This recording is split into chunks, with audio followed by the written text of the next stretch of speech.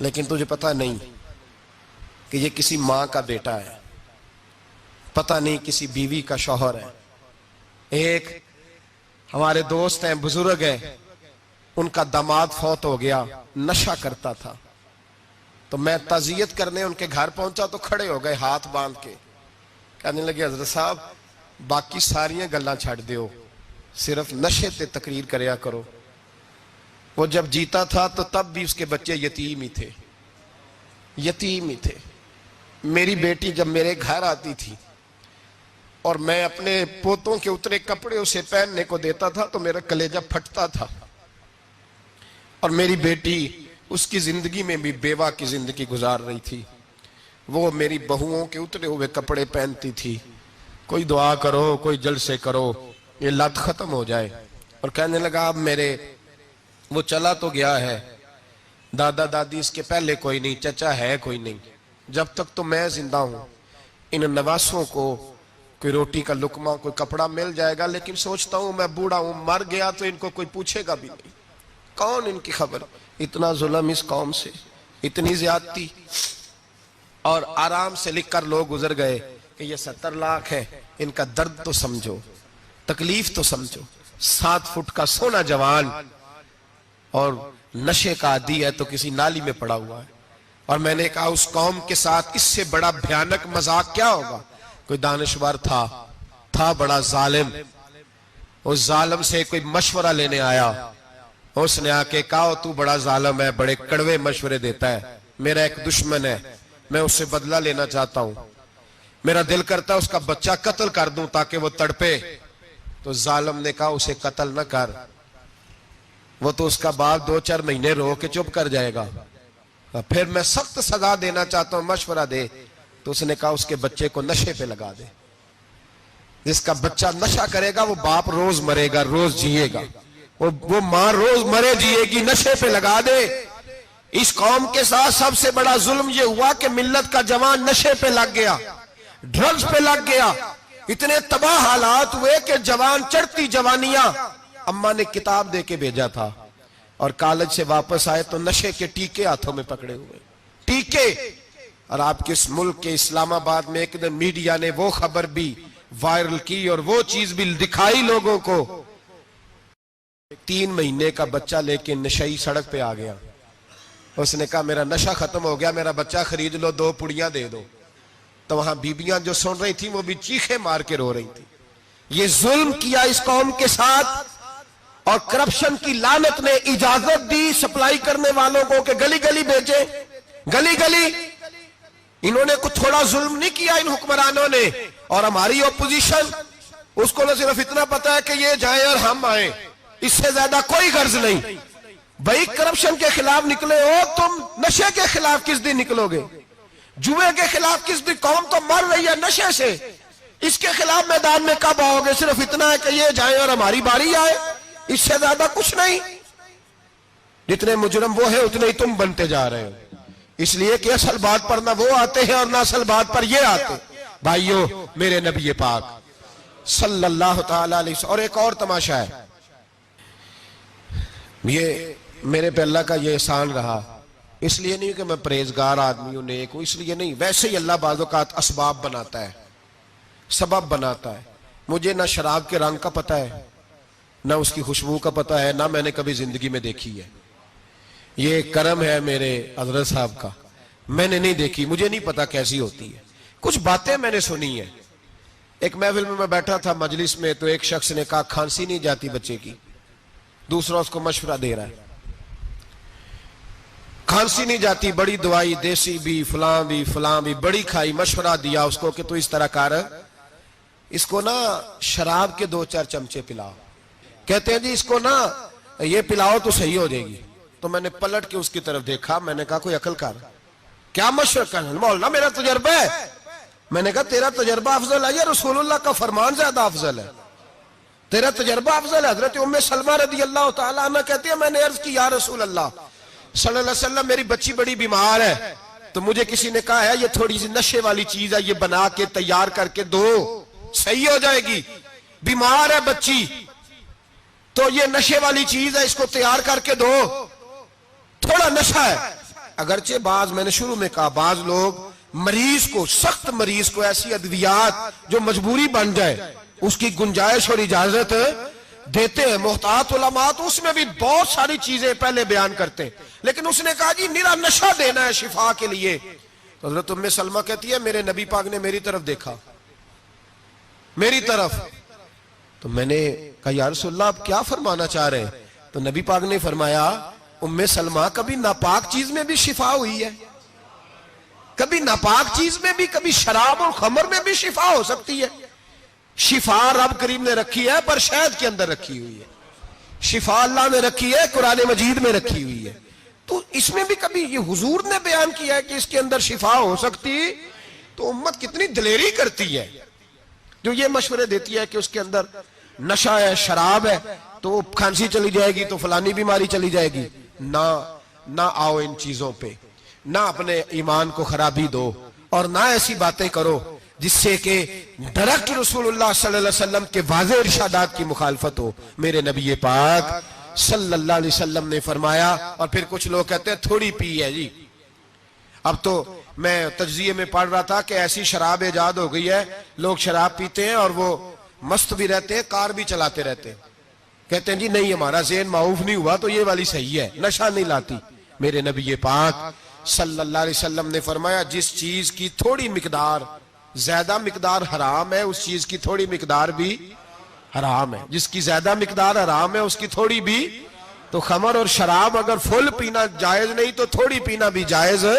یہ حرام ہے اور حرام تھی اور قیامت تک حرام ہی رہے گی. میرے نبی پاک صلی اللہ علیہ وسلم نے منع کیا اور حضور نے اظہار ناپسندیدگی فرمایا. فرمایا 40 دن تو عبادت ہی قبول نہیں ہوتی شراب پینے والے جب تک سچی توبہ نہ کرے. ایک دن صحابہ بیٹھے تھے سارے، حضرت ابو بکر صدیق بھی تھے، فاروق اعظم بھی تھے، عثمان غنی بھی تھے، ڈھیر ساری تعداد تھی صحابہ کی، سارے تشریف فرما تھے. حضرت عبداللہ ابن عمر رضی اللہ تعالیٰ عنہ حدیث کے راوی ہیں اور مستدرک للحاکم کے اندر، ابن حبان کے اندر یہ روایت موجود ہے.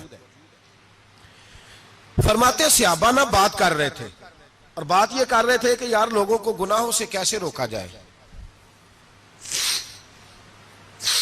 لوگوں کو گناہوں سے گفتگو. صحابہ یہ کر رہے تھے. عبداللہ ابن عمر کہتے ہیں بیٹھے تھے اور یہ گفتگو کر رہے تھے کہ گناہوں سے پلاننگ جی ہوتی تھی. ان کی جو محفلیں ہوتی تھی نا بیٹھ کے، وہ خوش گپیاں نہیں ہوتی تھی بلکہ وہ تبلیغ کی، جد و جہد کی، لوگوں کو برائی سے منع کرنے کے لیے بیٹھتے تھے، اس پر منصوبہ بندی کرتے تھے، پلان کرتے تھے، آگے ترتیب دیتے تھے. گفتگو ہو رہی تھی تو اب آپس میں بات ہونے لگی کہ کون سا گناہ زیادہ برا ہے جس پر سب سے پہلے کام کیا جائے. تو دور ایک صحابی بیٹھے تھے، ان کا نام تھا عبداللہ ابن عمر. ایک عبداللہ بن عمر ہے اور ایک عبداللہ ابن عمر ہے.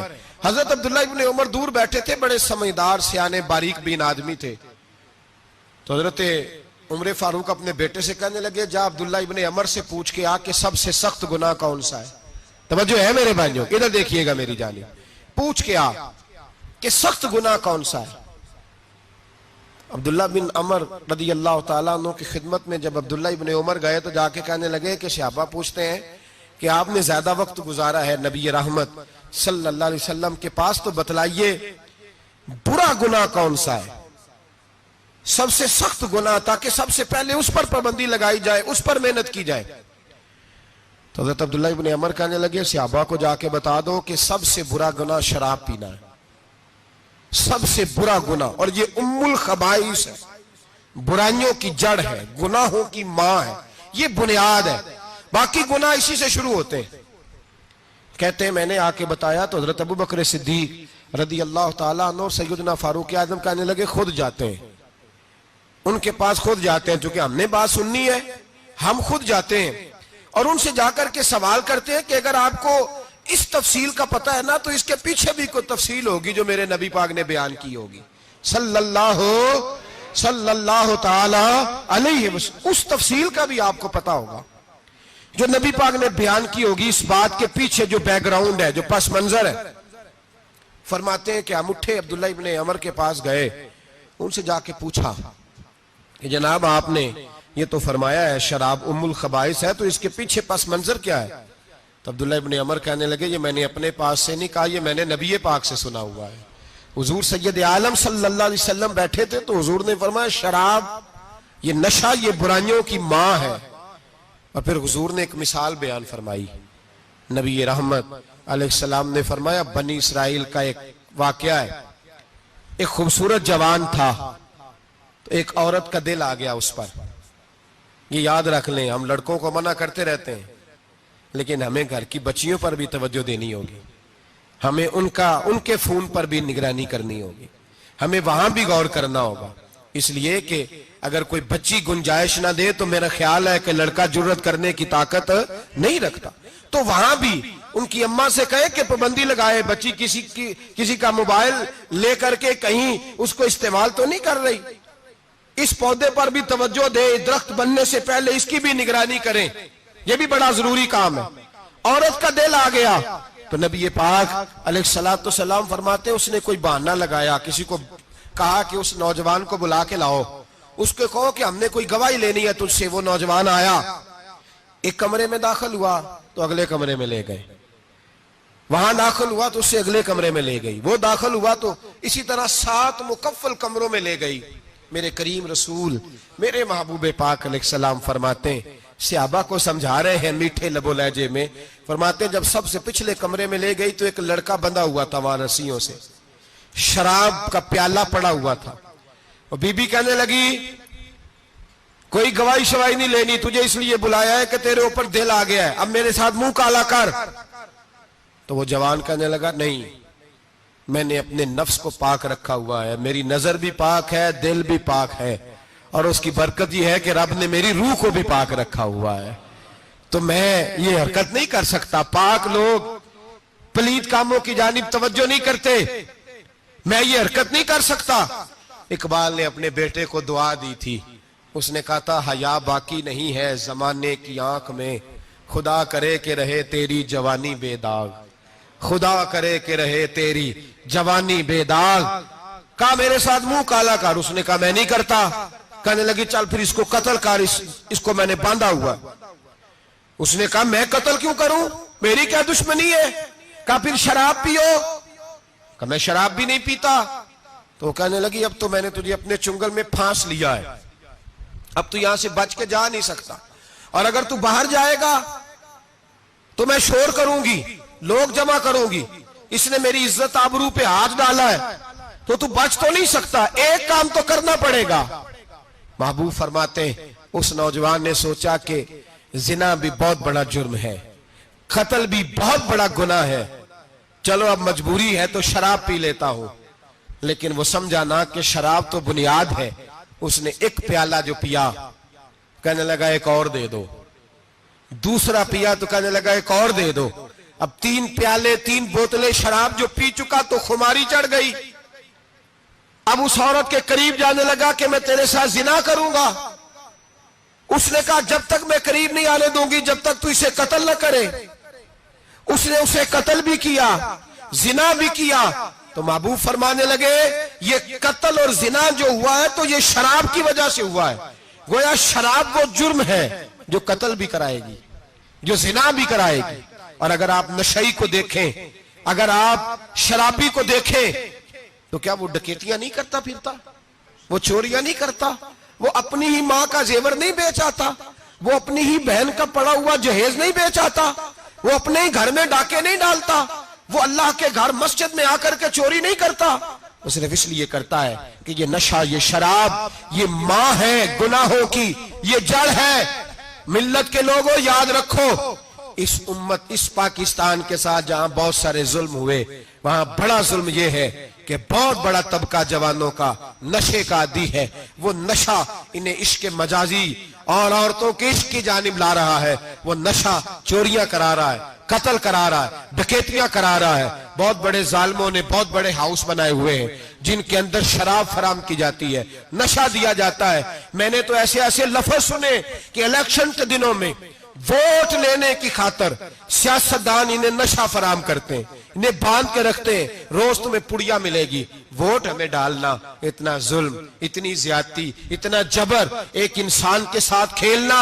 لوٹ آؤ, پکڑو ان کا دامن, اپنے گھروں کو بچاؤ, اپنے دوستوں کو بچاؤ. جاگو جاگو امت کے لوگوں جاگو. میرے نبی پاک صلی اللہ علیہ وسلم کے کلمہ گو لوگوں کو بچاؤ. ان پر اگر سختی کرنی پڑتی ہے تو کرو, پیار کرنا پڑتا ہے تو کرو, محنت کرو, جدوجہد کرو.